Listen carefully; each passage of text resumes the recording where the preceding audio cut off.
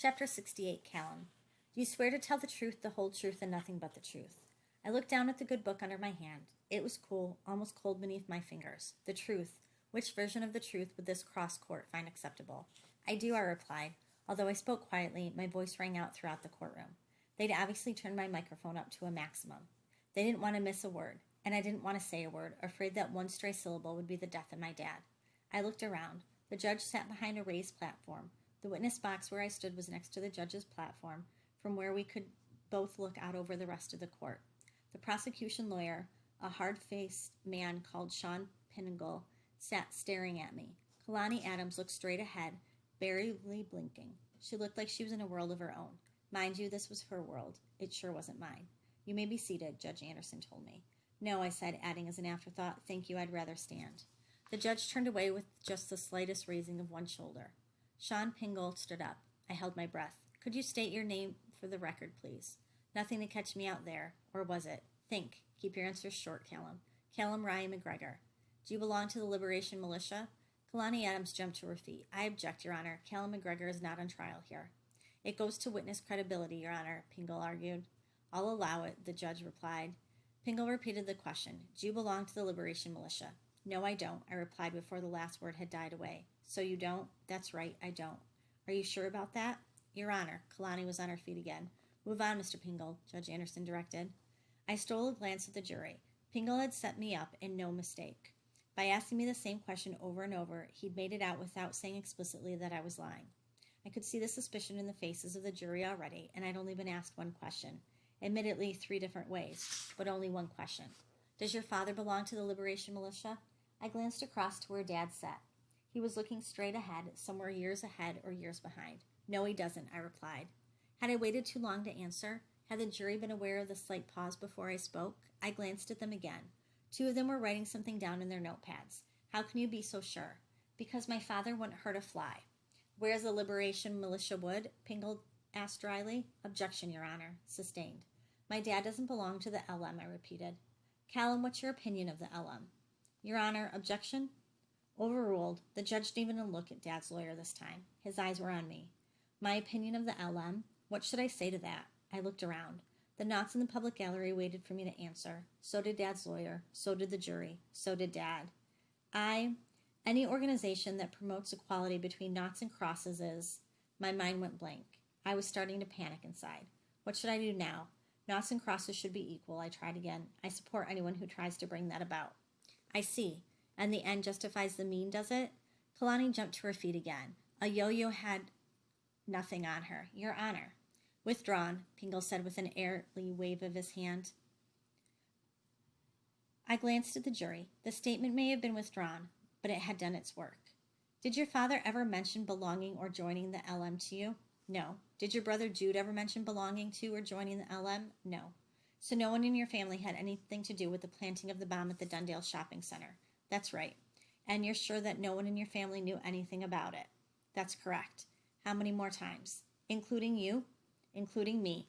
I agreed, trying to keep the annoyance out of my voice. My sweaty palms told me that I was being led into a trap, but I had no idea what it was.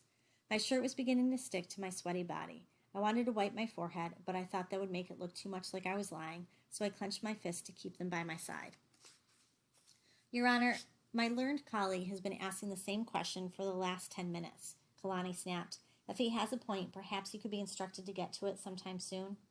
I have every intention of doing just that. The prosecutor's smile was oily, to say the least. Your Honor, I call into evidence Exhibit D19. What on earth was D19? I watched as a TV with a massive screen and VCR were wheeled into the court. As 2 men set up the equipment opposite the jury, I risked a glance at my dad. He was watching me, and the moment I caught his eye, he almost imperceptibly shook his head.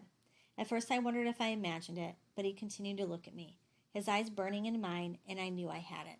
I turned to Pingle, wondering what he was up to, and I swear he smirked back at me. One of the court clerks handed him a remote control handset.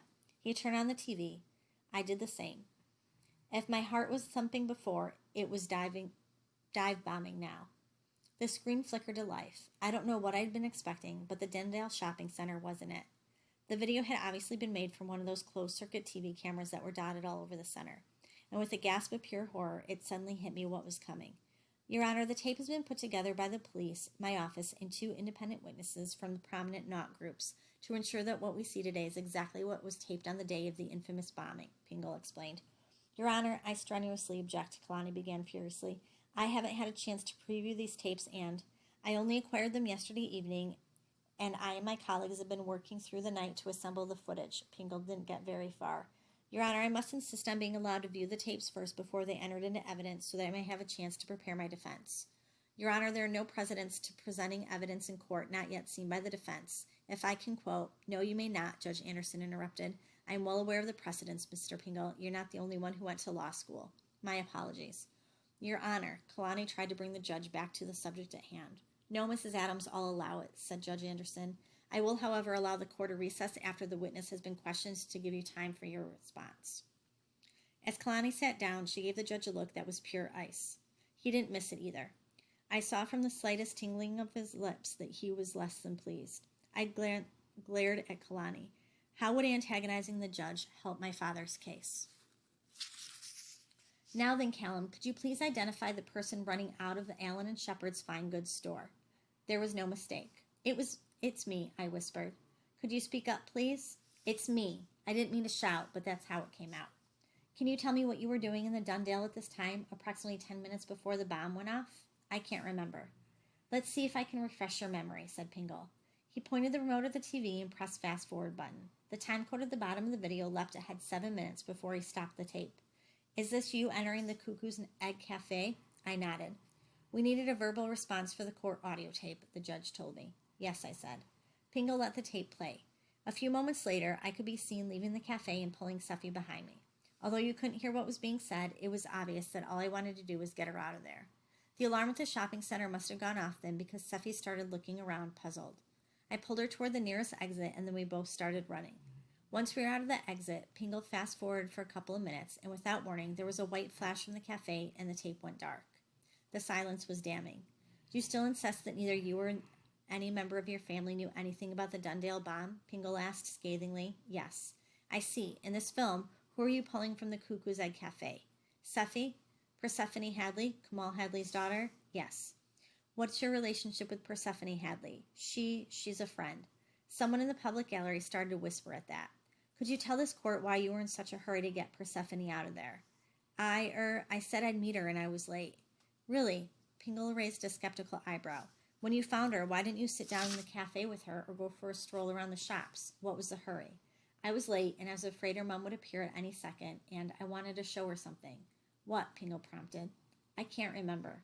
More murmurs from the public gallery.